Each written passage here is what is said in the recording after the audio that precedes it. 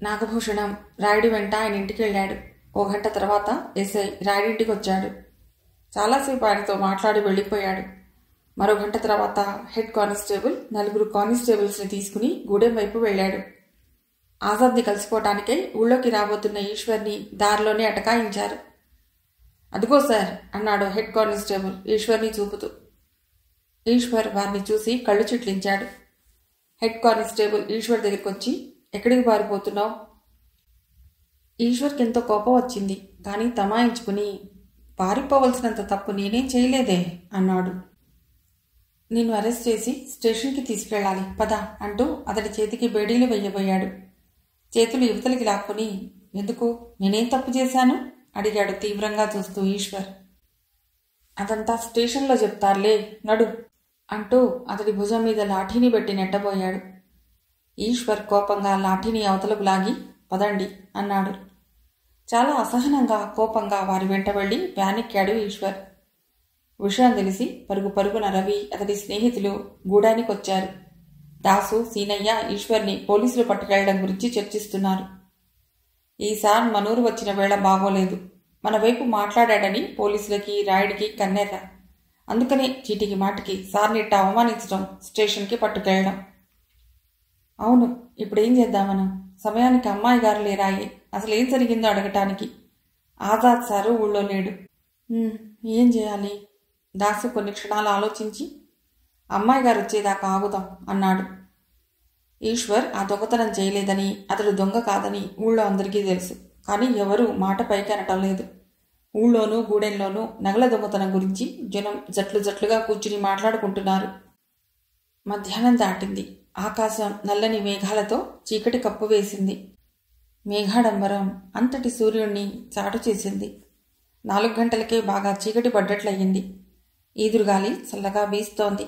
అలా 10 నిమిషాలు గడిచిందో లేదో టపా టపామంటూ పెద్ద పెద్ద చినుకులు పడసాగాయి. 2 నిమిషాల్లో చిటపట చినుకులు ఉధృతమై జోరున వాన కురవసాగింది. దాదాపు గంటన్నర కురిసిన ఆ వాన ఉధృతం కొంచెం తగ్గింది. రోడ్డు మీద నీళ్లు నిలిచాయి. మైదాన ప్రాంతాల్లో నీళ్లు మోకాళ్ల లోతుకొచ్చాయి. గూడెంలోని అందరిళ్లలోకి నీళ్లొచ్చేశాయి. కుక్కి మంచాల మీద కూర్చున్నారంతా. ఆడవాళ్లు నీళ్లు ఎత్తి పారబోస్తున్నారు బయటకు. నీరు దూరంగా ఉన్న పలుపు ప్రాంతానికి పారుతోంది. ఓ అరగంటలో నీరంతా తీసేసింది. గుడిసెల్లోకొచ్చిన నీరంతా బయటకు పారబోశారు గిన్నెల సహాయంతో.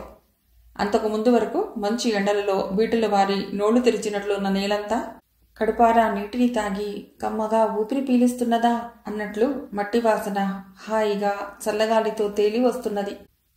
7:30 కావస్తోంది. కొమరయ్య బండిలోంచి దిగింది తన్మయి. నువ్వింటికెళ్ళు నీలి అంది తనతో దిగబోతున్న నీలితో. పొద్దున్నే వస్తానమ్మాయి గారు అంటూ నీలి బండిలోకి జరిగి సరిగ్గా కూర్చుంది. కొమరయ్య బండి అదిలించాడు. బండెళ్ళిపోయింది. చెప్పులు చేత్తో పట్టుకుని, మందుల సంచి భుజానికి తగిలించుకుని, చీర కుచ్చుళ్ళు ఎత్తి పట్టుకుని నీళ్లలో నడుస్తూ వరండా దగ్గరికొచ్చింది తన్మయి. అబ్బా, వాన బాగా పడినట్లుందే అనుకుంటూ చెప్పుల్ని వరండాలో విసిరి మెట్లెక్కి పైకొచ్చింది. లోపలికొచ్చి సంచి టేబుల్ మీద ఉంచుతూ, పిన్ని పిన్ని అంటూ వంటింటి వైపు వచ్చింది. విశాలమ్మని చూసి ఆశ్చర్యపోయింది. కళ్ళు ముక్కు ఎర్రగా వాచి ఉన్నాయి. ఏమైంది పిన్ని కంగారుగా ప్రశ్నించింది తన్మయి. ఆవిడ మళ్ళీ బోరుమని ఏడ్చి, ఏం చెప్పనే తల్లి, మన ఇంట్లో దొంగతనం జరిగింది. దొంగతనం? మనింట్లోనా? నవ్వింది తన్మయి. అవునమ్మా, నేను నమ్మలేకపోతున్నానే, కానీ నిజం. ఇంట్లో ఉన్న బంగారం అంతా కాజేసుకుపోయాడే తల్లి. వాడిట్టాంటి వాడని మీ నాన్నకి తెలియకపాయే. పాముని తెచ్చి ఇంట్లో పెట్టుకుంటే మాత్రం దాని బుద్ధి ఎక్కడికి పోతుందే? పాలుపోసి సాకిన పాము పామేనే. కృతజ్ఞత లేని విషపురుగు కాటేసిందే తల్లి ఏడుస్తూ అంటోంది విశాల. ఏమిటి పిన్ని, నాకేమీ అర్థం కావటం లేదు. అయ్యో, ఇంట్లో ఉన్న నగలన్నీ పోయాయమ్మా. 1, 2, 25 తులాలు, 70,000 రూపాయల బంగారం. వాడు ఎదను పెట్టుకున్నాడు గదే. తన్మయ్య ఆశ్చర్యంగా చూస్తూ, ఎవరి గురించి నువ్వు అంటోంది? ఇంకెవరే, ఆ ఈశ్వర్. వాడే దొంగ. పంచాయతీ జరిపి తేల్చారు. పోలీసులు పట్టుకెళ్లారట. అయినా వాడు నగల విషయం తనకేమీ తెలియదంటారట. ఎంత గుండెలు తీసిన బంటో చూసావా? తన్మయి ఓ క్షణం నిశ్చేష్టురాలయ్యింది ఇది విని. మరుక్షణం గిరుక్కున వెనక్కి తిరిగి తన గదిలోకి వెళ్ళింది. తండ్రి పెట్టెలో నుండి శాలువా తీసి భుజం చుట్టూరా కప్పుకుని బయటకెడుతూ లోపలి వైపుకు చూస్తూ, నేనిప్పుడే వస్తా పిన్ని అంటూ గబగబా వీధి వైపు వెళ్ళింది. విశాల ఆశ్చర్యంగా వంటింట్లో జివతలకు వస్తూ, అదేమిటే తల్లి, ఓ పక్క వాన పడుతోంది, జబ్బు మనిషివి, ఎక్కడికే ఎక్కడికే, మీ బాబాయ్ రాని విషయం తెలుస్తుందిగా, ఆగవే తన్మయి అరుస్తూనే ఉంది విశాల. తన్మయి అప్పటికే ఆ వీధి చివరికెళ్ళిపోయింది. ఆ చీకట్లో పరిగెత్తుకొస్తున్న నీలిని గుర్తుపట్టింది తన్మయి. నీలి అందామె గట్టిగా. నీలి ఆశ్చర్యపోయి, అమ్మాయి గారు అంటూ దగ్గరగా వచ్చి, మీరీ వానలో ఇదేమిటి, గొడుగైనా లేకుండా ఎక్కడికి అంది. కంగారుగా ఉంది నీలి. తనే మళ్ళీ, అమ్మాయి గారు, సార్ని పోలీసులు పట్టుకెళ్లారట. అవును, నాకిప్పుడే తెలిసింది, పద పడదాం. ఎక్కడికండి? పోలీస్ స్టేషన్కి. పోలీస్ స్టేషన్కా? అమ్మయ్యో, భయంగా ఆశ్చర్యంగా చూస్తూ అంది నీలి. ఈ వానలో ఇంత చీకట్లో మనమిద్దరం, నా మాట కాదు గాని 6 మైళ్ళ దూరం రాగలరా? మీకు అసలే ఒంట్లో బాగోలేదు. ఇప్పుడు మాటలు కాదు, మనం త్వరగా స్టేషన్కు చేరుకోవాలి. నేను వెడితే గాని ఈశ్వర్ని విడిపించడం కుదరదు, పద. అయితే ఆగండి, నేను గూడానికి వెళ్ళి బండి తెస్తాను అంటూనే గూడెం వైపు పరిగెత్తింది నీలి. తన్మయి నడుస్తోంది బాట వెంట. 10 నిమిషాల్లో బండిలో దాసు, కొమరయ్య, సీనయ్య, నీలి వచ్చి ఆమెను కలిశారు. అమ్మాయి గారు, ఏమిటిది, మీరు చాలా సాహసం చేస్తున్నారు, మీ వాళ్ళకి తెలిస్తే బాగుండదేమో అన్నాడు దాసు. నేనిప్పుడు కల్పించుకోకపోతే ఈ నేరం ఈశ్వర్పై మోపబడుతుంది అందామె బండెక్కుతూ. బండి వేగంగా సాగింది. బండిలో మీ వారు ఆమె ధైర్యానికి, తెగువకి ఆశ్చర్యపోతున్నారు. అయితే నగలు దొంగలెత్తుకెళ్లలేదా అమ్మాయి గారు అడిగాడు సీనయ్య. తల ఊపిందామె. ఎంత గొడవ చేశారని, పొద్దుటి నుండి పెద్ద పంచాయతీ చేశారు, పోలీసుల్ని పిలిపించారు, ఇదంతా రాయుడి పనే. అందుకే మీరొస్తే గాని అసలు సంగతి తెలుస్తుందని మేం చూస్తున్నామమ్మా అన్నాడు దాసు. అరగంటలో బండి స్టేషన్ ముందు ఆగింది. తన్మయి బండి దిగి నేరుగా ఎస్ఐ దగ్గరకు వచ్చింది. దాసు వాళ్ళు బయట నిలబడ్డారు.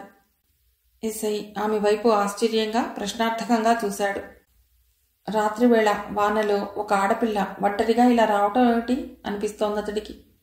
ఎస్ఐని చూస్తూ, నమస్కారం సార్, నా పేరు తన్మయి, స్టేషన్ మాస్టర్ పాండురంగారావు గారమ్మాయిని అంది. కూర్చోమ్మా, ఏమిటి, ఎందుకింత రాత్రి వేళొచ్చావు, ఏం జరిగింది అడిగాడు ఎస్ఐ. మా ఇంట్లో నగలిపోయాయని కంప్లైంట్ ఇచ్చారట, అవి పోలేదండి. పోలేదా అన్నాడు ఎస్ఐ. నగలు పోలేదు ఎస్ఐ గారు, ఊళ్ళో అడపాదడపా జరిగే దొంగతనాల కారణంగా నా నగలు ఎప్పుడూ బ్యాంక్ లాకర్లోనే ఉండేవి. అయితే ఈ మధ్య నా పెళ్లి చూపుల సందర్భంగా ఆ నగలు ఇంటికి తేవటం జరిగింది. తిరిగి అవి బ్యాంకులో దాచిపెడతామనుకుంటుండగా ఈశ్వర్ గారికి సెక్యూరిటీ చూపలేని కారణంగా బ్యాంకు వారు లోన్ ఇవ్వటం లేదని తెలిసింది. మామూలుగా లాకర్లో దాచిపెట్టే బదులు ఆయన లోన్ కోసం సెక్యూరిటీగా ఇస్తే ఆయనకు ఉపయోగంగా ఉంటుందని నేనే ఇచ్చాను. ఈ విషయం అంతా ఈశ్వర్ గారికి కూడా తెలియదు. అయితే మా బాబాయికి కూడా ఈ విషయం తెలియక తొందరపడ్డారు. క్షమించండి, నేను ఈ కంప్లైంట్ విత్డ్రా చేసుకోవచ్చా అంది తన్మయి ఆయన వైపు చూస్తూ. ఎస్ఐ తల పంకించి ఆమె వైపు ఓసారి చూశాడు. అయినా నగల సొంతదారే వచ్చి నేనే నగలిచ్చానని చెప్తుంటే ఎవరు మాత్రం ఏమనగలరు అనుకుంటూ డ్రాయర్లో నుండి జనరల్ డైరీ తీసి 1 నిమిషం పాటు ఏదో రాశాడు. ఆ తర్వాత ఎస్ఐ హెడ్ కానిస్టేబుల్ వంక తిరిగి, ఈశ్వర్ని తీసురా అన్నాడు. హెడ్ కానిస్టేబుల్ ఓసారి తన్మయి వంక చూశాడు. ఆమె కళ్ళెత్తి అతడి వైపు చూసింది. ఆ చూపుకి హెడ్ కొంచెం తడబడ్డాడు. ఎంత శక్తివంతమైన చూపు, ఎంత డిగ్నిఫైడ్ చూపు. నిరపరాధుల్ని అవమానించడమేనా నీ పని? ఎవడు దొంగో ఎవడు దొరో తెలుసుకోలేని నీకి డ్రెస్ దేనికి, ఆ టోపీ ఎందుకు? రాయుడిచ్చే బహుమానాలకు ఆశపడి ఎవడిని పడితే వాణ్ణి నేరం విచారించక జైల్లో పెట్టే మీకు ఇంతకన్నా మర్యాద దేనికి అన్న భావాలు ఆమె కన్నుల్లో కనిపిస్తున్నాయి. హెడ్ కానిస్టేబుల్ అక్కడ నిలబడక లోపలికొచ్చాడు. 1 నిమిషం తర్వాత ఈశ్వర్ అక్కడికొచ్చాడు. ఎస్ఐకి దూరంగా కుర్చీలో కూర్చున్న తన్మయిని చూడగానే అతడి మొహంలో రంగులు మారాయి. అతడు తనని తాను కంట్రోల్ చేసుకుంటూ అడుగు ముందుకొచ్చాడు. ఈశ్వర్ని చూడకుండానే ఎస్ఐ, నువ్వు వెళ్ళొచ్చు అన్నాడు. ఎస్ఐని ఓ క్షణం నిశ్శబ్దంగా చూస్తూ నిలబడి, ఈశ్వర్, మీ చేతిలో అధికారం ఉండవచ్చు, కానీ చీటికి మాటికి నన్నిలా అవమానించడం అంత మంచిది కాదు. అనేసి బయటికి రాబోతూ ఓసారి వెనక్కి తిరిగి రా తన్మయి అన్నాడు. ఎస్ఐ తామిద్దరినీ ఆశ్చర్యంగా గమనించడం చూస్తూ ఏమాత్రం తడబడకుండా ఈశ్వర్ వెంట వచ్చేసింది తన్మయి. బయట ఇంకా సన్నని తుంపర పడుతోంది. అక్కడ దాసు, నీలి, సీనయ్య, కొమరయ్య ఉన్నారు నిలబడి. బయటికి రాగానే ఈశ్వర్ ఆమెతో, మీరిలా స్టేషన్కి ఇంత చీకట్లో ఇలా రావటం ఏమైనా బాగుందా? మీ వాళ్ళు ఏమనుకుంటారు? ఎందుకిలా వచ్చారు? కోపంగా అన్నాడు ఈశ్వర్. అతడి ప్రశ్నలకి, కోపానికి చిరాకేసింది తన్మయికి.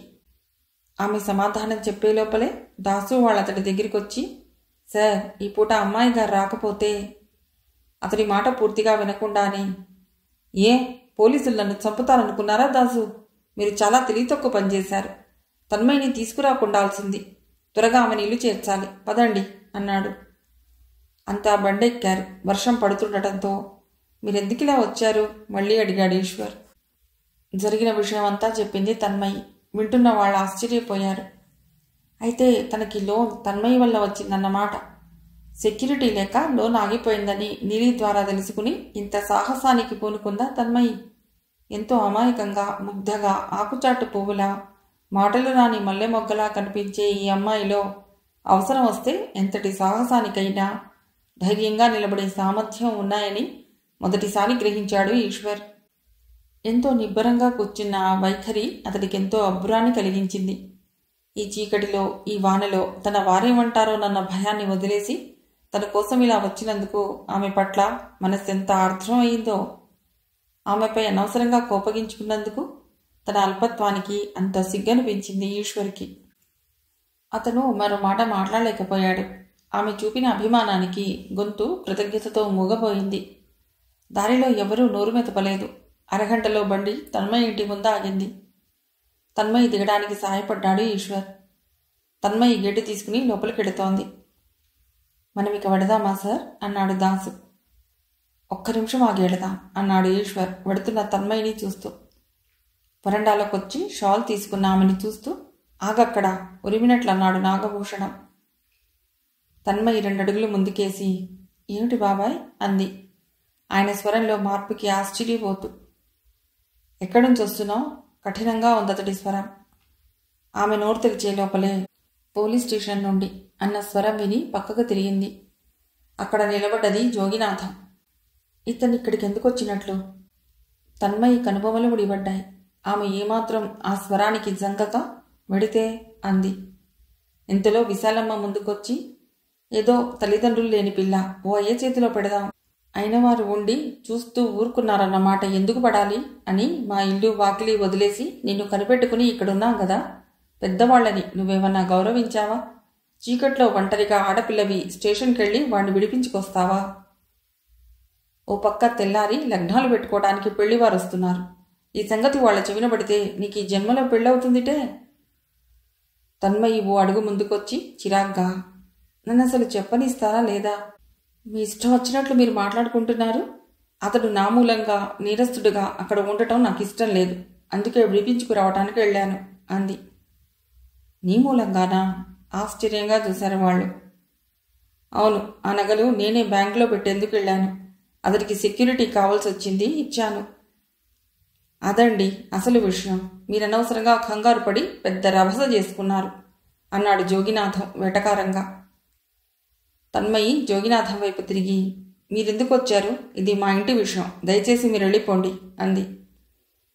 నాగభూషణం కోపంగా చూస్తూ, ఆయనే కాదే, మేము వెళ్ళిపోతాం. నువ్వింత పెద్దదానివై స్వతంత్రంగా పనులు చేసుకుంటున్నప్పుడు ఇంకా ఇక్కడ మేం దేనికి? నువ్వు అలగాజనంతో దొంగలతో తిరుగుతుంటే మేం చూస్తూ ఊరుకోలేం. మేము వెళ్ళిపోతాం. తన్మయి ఓ క్షణం నిశ్చేష్టురాలయ్యింది.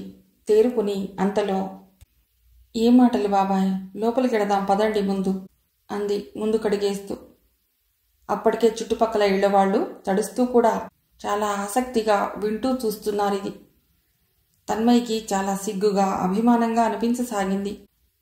ఆమె లోపలికి పోబోతుండగా విశాలమ్మ అడ్డుగా నిలబడి, ఇక ఈ ఇంట్లోకి వచ్చే అర్హత నీకు లేదు. ఈ ఇల్లెంతో పవిత్రమైంది, నువ్వు అడుగుపెట్టి అపవిత్రం చేయకు. తన్మయి శరాఘాతం తిన్నట్లు చూస్తూ, పిన్ని నా మాట విను అని దగ్గరగా రాగా విశాల చీత్కారంతో దూరంగా నెట్టింది. ఆ తోపుకి వెళ్ళి మెట్ల మీద పడబోయింది తన్మయి. అప్పటికే అక్కడికొచ్చిన ఈశ్వర్ చేతులు చాచి పట్టి ఆమెను ఆపాడు. అతడి చేతుల మధ్య ఇమిడిపోయిన తన్మయికి ఆ క్షణంలో తల్లి తండ్రి లేని తన అనాథ బతుకుపై విరక్తి ఉట్టి బాధతో, అవమానంతో దుఃఖం వెల్లువలా పొంగుకొచ్చింది. ఈశ్వర్ ఆమెనలా పొదవి పట్టుకునే వారి వైపు చూస్తూ, మనిషి మనిషికి నడుమ ఉన్న సంబంధం కేవలం మానవత్వం అని ఇలాంటి వాళ్ళకి తెలియాలంటే మీరు మరో జన్మ ఎత్తవలసిందే. దేవతలాంటి ఈ పవిత్రమూర్తిని మరొక్క మాట అన్నా ఊరుకోను. ఆమె దయార్థ హృదయానికి రంగులు పూసి మీలోని కుళ్ళు, కుత్సితం, సంస్కారహీనత, అసూయ, అమానుషత్వం అన్నింటినీ కలగలిపి ఆ వికృతపుటద్దంలో మమ్మల్ని చూసే మీకు ఇటువంటి నీచ సంబంధాలు తప్ప మరేం కనబడతాయి? అనవసరంగా ఈమెపై అభాండాలు వేసి ఈమె జీవితాన్ని, మనసుని గాయపరచకండి అన్నాడు. విశాల అతన్ని చూసి చీదరించుకుంటూ, చిచి, మరింత భ్రష్టుపట్టిపోతుందనుకోలేదు అంటూ లోపలికి వెళ్ళింది. తన్మయి ఈశ్వర్ చేతులు విడిపించుకుని సరిగ్గా నిలబడి చూసింది. అప్పటికే నాగభూషణం, విశాలమ్మ లోపలికి వెళ్ళి తలుపులేసుకున్నారు.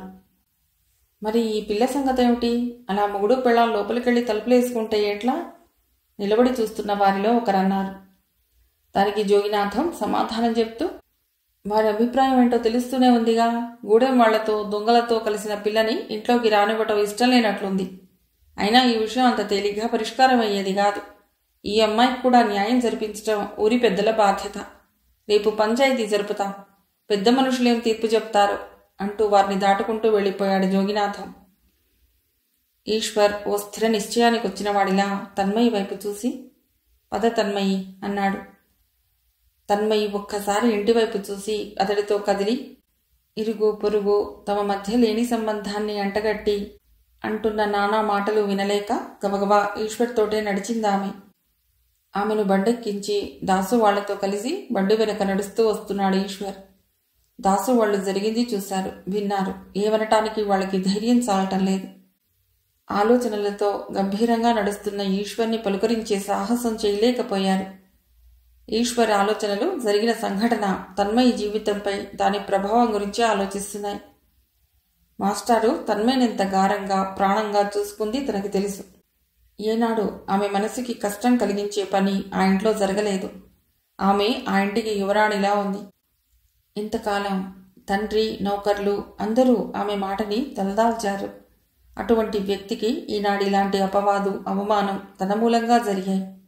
ఈ గొడవ మూలంగా తన్మయికి ఆ సంబంధం తప్పిపోయి ఈ వివాహం ఆగిపోతే తనకెంత ప్రత్యక్ష నరకం అది. తనేం చేస్తే ఆమెకి అపవాదు తొలుగుతుంది? బండి గూడెంలోకొచ్చి ఈశ్వర్ ఇంటి ముందు ఆగింది. ఈశ్వర్ వెంటనే తిరిగి రావటం గూడెం జనానికి ఎంతో ఆనందాన్ని ఇచ్చింది. జరిగిన సంగతి గురించి తలా ఓ ప్రశ్న వేయసాగారు. రామదాసు, సీనయ్య వారికి సమాధానం చెప్తున్నారు. ఈశ్వర్ వెంట తన్మయి రావటం వారికెంతో ఆశ్చర్యాన్ని కలిగించింది. తన్మయిని లోపలికి తీసుకొచ్చాడు ఈశ్వర్. అక్కడ వేసి ఉన్న మంచం చూపుతూ, కూర్చోండి అన్నాడు. తన్మయి మంచం మీద కూర్చుంది. ఈశ్వర్ ఆమె వైపు చూస్తూ, ఇక నుండి ఇది మీ ఇల్లు. ఇక్కడి వాళ్ళంతా మీ వాళ్ళు. కపటం లేని వాళ్ల మనస్సులు కోవెల్లాంటివి. అభిమానానికి, ప్రేమకు ప్రాణం ఇస్తారు అన్నాడు. అవునమ్మాయి గారు, మాలోంటోళ్ల మధ్య మీరుండగలగాలే గాని మిమ్మల్ని దేవతలా చూసుకోమా అన్నాడు అప్పుడే లోపలికొచ్చిన సీనయ్య గౌరవంగా చూస్తూ. గూడెం వాళ్ళు, ఆడ మగ పిల్లలు అంతా ఒకరినొకరు తోసుకుని లోపలికొచ్చి మరీ తన్మయిని చూస్తున్నారు. ఆమె దృష్టి ఎక్కడో ఉంది. మనస్సు తుఫాన్లో, నడి సముద్రంలో చిక్కుకున్న నావలా ఉంది. రామదాసు తల్లి సత్యమ్మ లోపలికొస్తూ, ఏందిరా ఇది? పొండి, అమ్మాయి గారికి గాలాడకుండా నిలబడ్డారు. పొండి. వానలో తడుస్తూ ఏందిరా అని కసురుతూ దారి చేసుకుని లోపలికొచ్చింది. ఒకసారి తన్మయి కేసి చూసి నిట్టూర్చింది. చిన్నగా, అమ్మవారిలా ఉన్న ఈ పెద్దింటి పిల్ల ఈ గూడెం జనం మధ్య ఉండగలదా అనిపించింది ఆమెకు. వేడిగా అన్నం కూర వండినాను సార్. మరి అమ్మాయి గారు మా సేతికూడు తింటారో తినరో అంది. తన్మయి సత్యమ్మ కేసి చూసి, నాకు ఆకలిగా లేదమ్మా అంది. తనని అమ్మ అని సంబోధించినందుకు సత్యమ్మ తెగ మురిసిపోతూ, ఏడనన్నా ఏడిపాలు దొరుకుతాయేమో చూసి తెస్తా సారు, బాగా నీరసంగా అగుపడుతోంది కూడా అంటూ సత్తమ్మ వెళ్ళిపోయింది.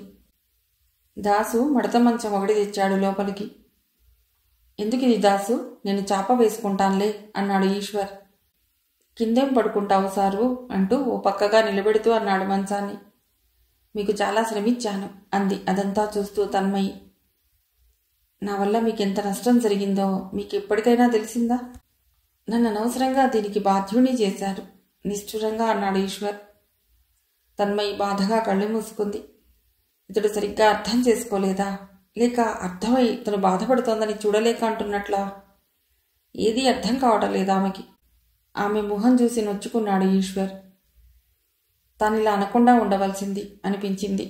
హఠాత్తుగా గూటి నుండి తోసివేయబడిన పక్షి పిల్లలా వణికిపోతోందామె. చెదిరిపోయినట్లు ఆమె మొహమై చెప్తోంది.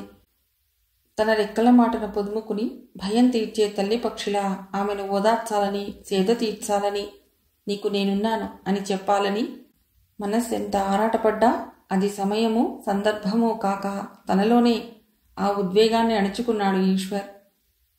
ఒక్క క్షణం ఆ కుర్చీలో కూర్చోండి అన్నాడు. తన్మయి లేచింది. నీలి కుర్చీ జరిపివేసింది.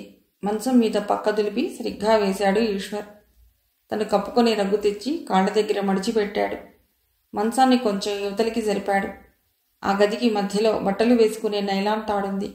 దానిపై జంపకానా ఒకటి పరిచి ఆ గదిని పార్టిషన్ చేశాడు. మీరు నీలి ఇక్కడ, నేనక్కడ. ఇది మీ గది అనుకోండి, అది నా గది చిరునవ్వుతో అన్నాడు ఈశ్వర్. తన్మయి మౌనంగా లేచి వెళ్ళి మంచం మీద కూర్చుంది. సత్యమ్మ తెచ్చిపెట్టిన పాలు ఆమెకిచ్చాడు ఈశ్వర్. తాగండి, కాసిని పాలైనా తాగండి అన్నాడు. తన్మయి గ్లాస్ అందుకుంది. నీలి ఈత చాప తెచ్చుకుని తన్మయి మంచం పక్కగా వేసుకుంది. ఈశ్వర్ భోజనానికి కూర్చుంటూ, అన్నం తిన్నావా నీలి అన్నాడు. తిన్నా సారు అంటూ దుప్పటి గొంతు దాకా కప్పుకుని పడుకుంది. సత్యమ్మ కంచంలో అన్నం కూర వడ్డించి నిలబడింది. మహాలక్ష్మి ఏది సత్యమ్మ అడిగాడు ఈశ్వర్ తింటూ. తలనొప్పిట సారు, పడుకుంది అంది సత్యమ్మ. వాన ఎక్కువవుతున్నట్లుంది, నువ్వు వెళ్ళు సత్యమ్మ అన్నాడు ఈశ్వర్. సత్యమ్మ తన్మయి కేసి చూస్తూ, పోతున్నా అమ్మాయి గారు, పొద్దున్నే వస్తా అంది సత్యమ్మ. సత్యమ్మ వెళ్ళిపోయింది. ఈశ్వర్ ఆలోచిస్తూ తింటున్నాడు. సడన్గా తలెత్తి తన్మయిని చూస్తూ, వాడొచ్చేది రేపే కదూ, నేను ఆయనతో మాట్లాడతాను. ఇందులో మీ తప్పేమీ లేదని, పొరపాటంతా నాదని చెప్పి ఆయన్ని ఒప్పిస్తాను అన్నాడు. తన్మయి చూపులు గ్లాసులోని పాలుపై ఉన్నాయి. వద్దన్నట్లు తల ఊపింది. ఈశ్వర్ గొంతు బరువుగా ధ్వనించింది. నన్ను క్షమించు, నా వలన మీకు తీరని నష్టం జరిగింది. ఇది ఎలా పూడ్చుకోవాలో నాకు అర్థం కావటం లేదు. తాంబూలాలు పుచ్చుకునేదాకా వచ్చిన సంబంధం నా కారణంగా రేపు వాళ్ళు నిన్ను తిరస్కరిస్తే, ఈ వివాహం ఆగిపోతే అది నాకెంత నరకమో మీకు అర్థమవుతుందా? తన్మయి తలెత్తి చూసింది. ఆమె మొహంలో నీరసంతో పాటు కఠినత్వం కూడా కనిపించింది ఈశ్వర్కి. అతడు కించిత్ ఆశ్చర్యపోయాడు.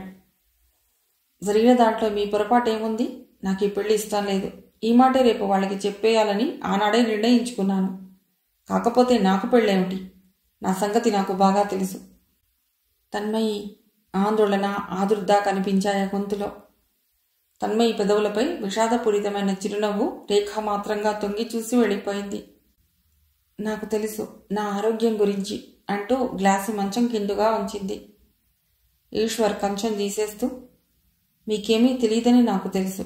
మీరు ఊరికే ఊహించుకుని భయపడుతున్నారంతే అన్నాడు చేతులు కడుక్కొని. టవల్తో తుడుచుకుంటూ వచ్చి కుర్చీలో కూర్చున్నాడు. ఓ సెకండ్ ఆగి, మంచో చెడో మన గురించి వాళ్ళొక నిర్ణయానికి వచ్చారు. నాగభూషణం గారు రేపు పంచాయతీ పెడతారు. నేనక్కడ ఒక మాట చెప్పాలని ఈ క్షణాన నిర్ణయించుకున్నాను. ఏమిటన్నట్లు చూసింది తన్మయి. తన మనసులో ఉన్న సంకోచాలు, అనుమానాలు ఇంత క్రితం ఆమె అన్న మాటలో తేలిపోగా ఒక్క నిమిషం పాటు శక్తిని కూడగట్టుకుని తన్మయి కళ్ళల్లోకి సూటిగా చూస్తూ, ఈ నిమిషం నుండి మీ బాధ్యత నాది, మీరేమంటారు అన్నాడు ఈశ్వర్. అతనంత సూటిగా అడుగుతాడనుకోలేదు తన్మయి. ఏం చెప్పాలో, ఎలా చెప్పాలో తోచక అతడి వైపే ఓ క్షణం చూసింది. మెల్లిగా మంచం మీదికి ఒరిగింది. ఈశ్వర్ దీపం వత్తి పెంచుతూ తగ్గిస్తూ, మీరిక్కడ నిర్భయంగా, నిస్సంకోచంగా, హాయిగా ఉండవచ్చు అన్నాడు. ఓ నిమిషం సేపు కాలం సాగింది. మీ నాన్నగారికి ఇచ్చిన మాట ఈ విధంగా నిలబెట్టుకోవాల్సి వస్తుందనుకోలేదు అన్నాడు తనే.